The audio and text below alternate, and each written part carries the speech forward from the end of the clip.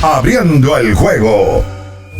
Bien, estamos de regreso con ustedes en Abriendo el Juego, con muchas cosas interesantes que tocar. Hay que hablar de baloncesto de la NBA y penoso que uno tenga que comenzar por ahí, pero sin duda yo creo que ese hecho hay que resaltarlo, los programas deportivos, porque yo creo que hasta nos puede ayudar en nuestras ligas profesionales y hacerle entender a los familiares que si ellos están en un evento deportivo, apoyando a su familiar y todo eso, metidos en el calor del juego, cuando eso finaliza, ya sea con la victoria o con la derrota, no es correcto que ellos intercambien palabras con el jugador oponente, porque eso se puede salir de control y puede crear una situación inmanejable dentro de la instalación. A propósito del padre de Haliburton, que ayer agredió verbalmente a Giannis después de la derrota de Milwaukee Bucks, un equipo frustrado, un equipo que en ese momento perdió un juego cerradísimo en tiempo extra, y este señor lamentable perdió el control emocional, le pasó por el lado a Giannis.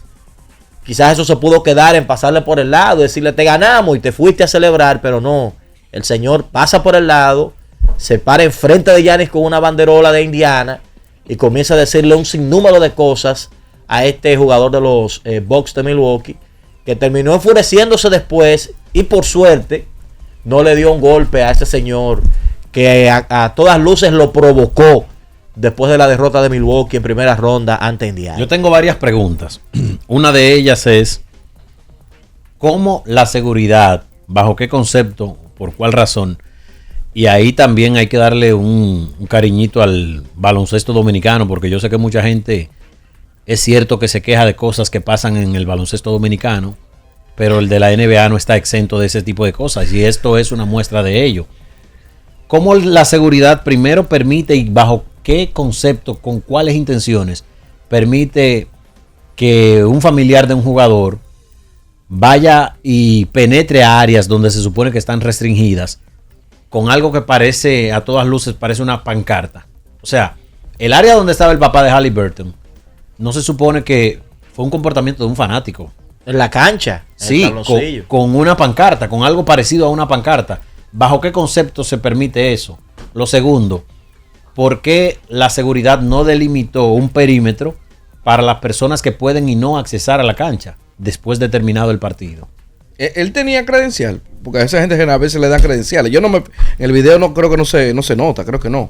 Ahora es el papá de la estrella de Indiana también. No importa, con más razón. Y cuando tú eres y la serie se acabó, parte de un staff familiar de uno de los jugadores, tú tienes que ser metido pero en otro cuando la serie se acaba, que tú ves todo el mundo agolpado en la cancha, y hay celebración, tú te fijas que hay clubes, los que trabajan en el camerino, coaches, jugadores y miembros de la prensa que están debidamente autorizados e identificados para estar ahí, y la seguridad, naturalmente, y siempre, y por eso ven la gente así agolpada. No es nuevo que se cuelen unos familiares en la celebración. En el momento, en el instante que termina todo, pero que se cuelan unos familiares en la celebración. Se cuelan, lo que pasa es que digamos que abusó de la confianza que se le tiene a ciertos familiares de jugadores, porque uno ve terminando serie, hay jugadores que la esposa baja y ellos la saludan, los hijos ahí mismo, pero es que cruzó la línea.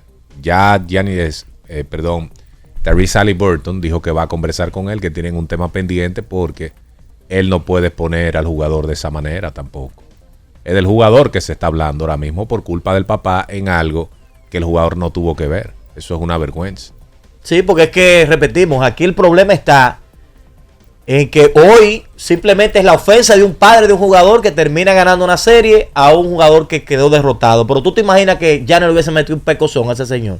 Que probablemente pasaba si pasaba unos segundos más. No, o a otro tipo de jugador. Le hace eso a Draymond Green después de Golden State perder un juego en tiempo extra y probablemente no lo cuenta. Un tipo que tenga menos manejo emocional, porque con todo y todo, Giannis ha demostrado que es una persona con formación, y el documental que uno ve se ve que es un muchacho que lo formaron, que tiene un criterio. Él se ha regado 2 o 3 veces con la prensa, pero las expresiones han sido con altura, donde él pone unos ejemplos del éxito y esas cosas. Ahora bien, no todo el mundo tiene la capacidad emocional de manejar la incomodidad cuando viene un señor a decirte cosas, ahora, tú acabando de perder. Espérate, porque una cosa es la narrativa del éxito de Giannis y su familia, que eran tipos que prácticamente vendían dulce en la calle, que se criaron con su mamá haciendo, como decimos aquí en Dominicana, haciendo oficios. Eso es verdad. pero cuando Giannis alcanzó el estrellato, el tipo tenía un aceite que no había quien se le pegara. No, pero él, yo creo que se ha manejado muy bien en su carrera en la NBA. Yo no veo un Giannis Antetokounmpo con alguna tacha. Le he visto un tipo en cancha, la entrega es total. En cuanto a sus compañeros, no hay quejas con él. Y en cuanto a lo familiar, señores, el hecho de que el hermano haya estado en ese roster todos esos años te indica a ti la importancia que él le da a la familia. Tiene una familia muy bonita, por cierto, su esposa y creo que 2 hijos tiene él. Ella subió una publicación dándole ánimo a él luego de lo que ha pasado, pero él para mí no tiene esa tacha. Ahora, en el caso de Indiana, va a jugar con los Cleveland Cavaliers la segunda ronda. Esa serie debe ser muy buena, pero hasta ahí debe llegar este equipo de Indiana que aprovechó. Indiana es un buen equipo, pero aprovechó el especial de que Milwaukee no tuvo un Damian Lillard en salud. No comenzó jugando la serie. Cuando regresó luego del tiempo que había perdido, no fue lo mismo y se lastimó. Ahora una lesión severa sufrió. Y ahora lo que está por verse es qué va a pasar con el proyecto de Milwaukee Bucks, porque ya oficialmente la ventana de campeonato ahí se ha cerrado. Ellos ganaron su campeonato, pero ya hay como que hay pocas cosas que buscar y es un destino que no es muy atractivo como para pensar, vamos a rodear a Giannis Antetokounmpo de personal de mayor calidad, porque es que con esto de Lillard también saliendo del escenario por un largo tiempo, no se auguran muchas cosas buenas para el equipo de los Milwaukee Bucks. Que por cierto, Haliburton, antes de que la prensa le preguntara cualquier cosa, dijo, hey, lo mío con Lillard es lirical. Yo espero que el tipo se recupere. Ojalá que venga fuerte. Era para evitar cualquier tipo de conjeturas. Pero hablando de lo que mencionaba al principio del programa, señores, ¿ustedes creen que se terminó la carrera de, yo creo que sí, de Doc Rivers como dirigente en el baloncesto de la NBA? Que ya su figura está desgastada y los equipos ya no confían en entregarle otro proyecto. Es que lo que pasa es que ser coach tanto tiempo en el baloncesto de la NBA, eso tiene un peso muy grande. Tiene que ser, y él ha demostrado ser un hombre que maneja los grupos. Por ejemplo, en sus grupos no hay esos escándalos normales de un equipo que fulano peleó con fulano. Él por lo menos tiene ese control del camerino, lo que le llaman control del camerino. Y no sé si culparlo a él del fracaso de Milwaukee Bucks, porque es un proyecto que ha tenido muchos problemas. Hay otros proyectos donde él se le derrumbaron en las manos, aquellos Clippers que también tuvieron temas de salud, pero en el fondo como que enfocar el fracaso sobre la figura de él como coach, yo no sé si sea lo más sensato en este momento con relación a Milwaukee. Y sin embargo en los Clippers con él, ese ha sido el mejor tramo de la historia de ese equipo. O sea que él tuvo ahí muchas luces. Él le queda contrato para el año próximo. Yo no cerraría la puerta con Doc Rivers porque es que hay organizaciones que, por ejemplo, un tipo como él les puede funcionar. Ya en proyectos championables, yo creo que después de lo que ha pasado en Milwaukee, hay equipos que probablemente no se arriesguen, pero otros que quieran dar el salto de la mediocridad a por lo menos tener cierta relevancia, porque no pueden confiar en un tipo como ese con toda la experiencia que ellos tienen. Pero repito, ya de ahí a que se le ponga a él como cabeza de un proyecto con opción al título, yo creo que esa es la ventana que se le está cerrando a Doc Rivers. Y ya cuando salga de Milwaukee no creo que vaya a volver a tener una oportunidad con un equipo de ese nivel. Señores, qué cierre tuvieron ayer los Knicks y los Pistons de Detroit. Esa serie ha sido genial. Cada partido ha tenido muchísimo drama y ayer el final del juego fue espectacular. Aquí nosotros en República Dominicana cuestionamos mucho los tabloncillos, que este tabloncillo tiene tal problema, que aquel tiene lo otro. Pero ayer Jalen Brunson se lastimó el tobillo con una falla del tabloncillo. Yo no sé si ustedes vieron un close-up del momento en el que él se lastimó.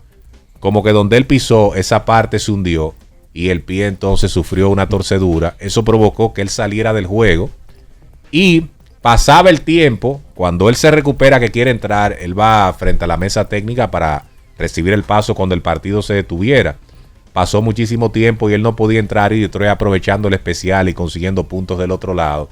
Y eso que pasó ayer llama muchísimo la atención con ese tabloncillo. También yo creo que el dirigente Tom Thibodeau quizás debió utilizar el tiempo que él tenía pendiente para hacer que tanto él como Josh Hart, que se había lastimado, entraran a la cancha más temprano para ayudar a los Knicks a retornar. Pero él dejó que el juego corriera. El asunto fue que las jugadas seguían y seguían, el tiempo avanzaba y el partido no se paraba. Pero lo de ese tabloncillo a mí, óyeme, me impresionó porque en la NBA uno como que no espera ese tipo de cosas. Ahora, un juego desastroso de 16-4 tiró del campo Bronson, Town de 14-5. Y se metió en problemas de falta otra vez. Ese ha sido su handicap en su carrera completa. Un juegazo de Hart de 13-7 tiró desde el campo, pero como tú señalas, el tema físico jugó un papel. Se mete en un camino peligroso New York porque van a Detroit ahora al sexto juego. ¿Usted augura un séptimo juego? Hay mucha posibilidad porque se supone que ayer ellos tenían ahí a Detroit para eliminarlos ya y salir de esa serie después del juegazo que le ganaron en Detroit. Y tú permitir que te ganen en Nueva York para regresar a Detroit otra vez es muy peligroso.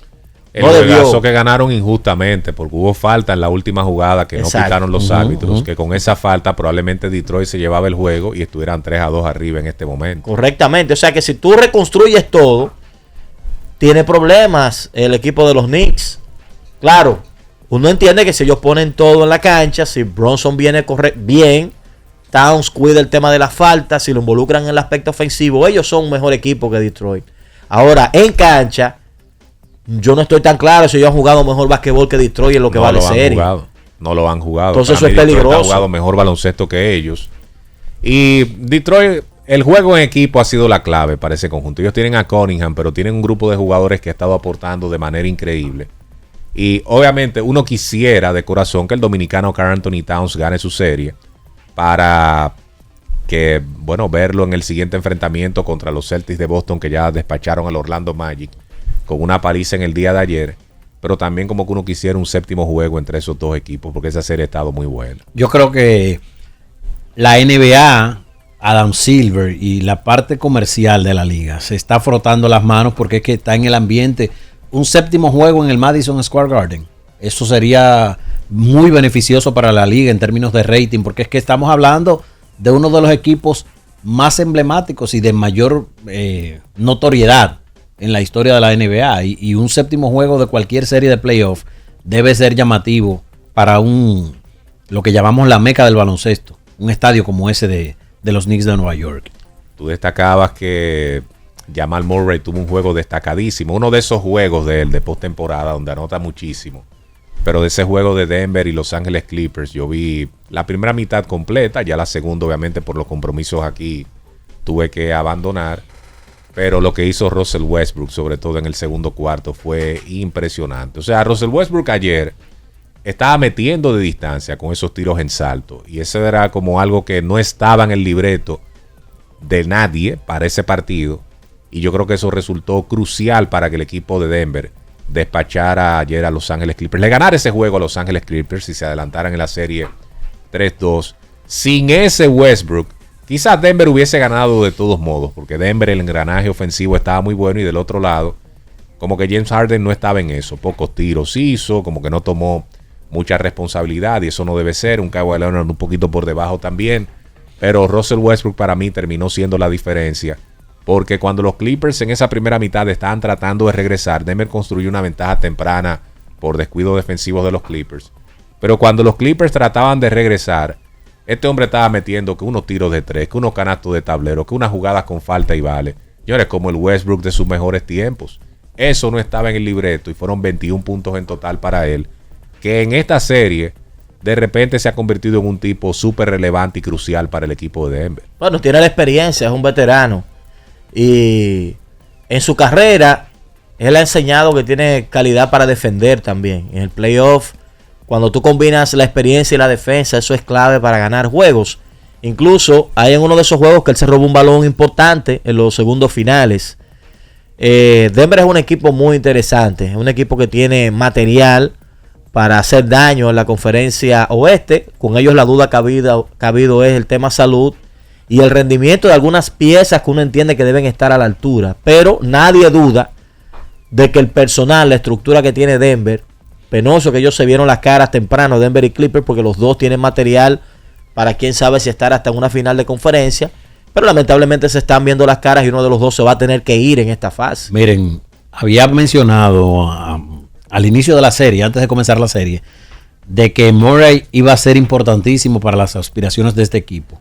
Ese jugador debe estar bien para acompañar a Nikola Jokic, pero la grandeza de Nikola Jokic es tan grande que radica en no saber desdoblarse en la temporada, él se sabe desdoblar en los partidos y puede identificar y asumir y reconocer cuando hay un compañero de él que la tiene esa noche. Ayer volvió a hacerlo con Jamal Murray y no dejó de hacer su triple doble. El tipo hizo lo propio, pero el hombre ofensivo y lo reconoce y lo alimenta bastante bien es Jamal Murray. Y yo creo que ahí radica también la grandeza de Nikola Jokic y el impacto de él para este equipo. Oh, pero 3 jugadores metieron más puntos que él en el día de ayer. Él no la tenía en cuanto al tiro de 13-4, pocos disparos también para lo que él suele hacer. Pero sí, o sea, triple doble, siendo un tipo más que un anotador, un facilitador, como que se dedicó ayer mayormente a eso, mientras Jamal Murray hacía ese gran trabajo desde el principio. Fueron 43 puntos de 26-17 desde el campo, incluyendo de 14-8 en disparos de 3.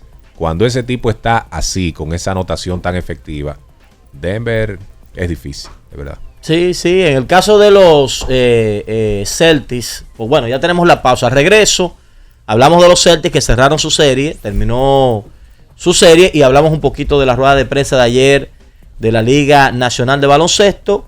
Tenemos por ahí también una especie de spot cortito que ellos prepararon para motivar ese inicio de campaña que va a ser el próximo 13 de mayo. Hubo Champions y hay Champions. Y hay Champions también, así es. Volvemos.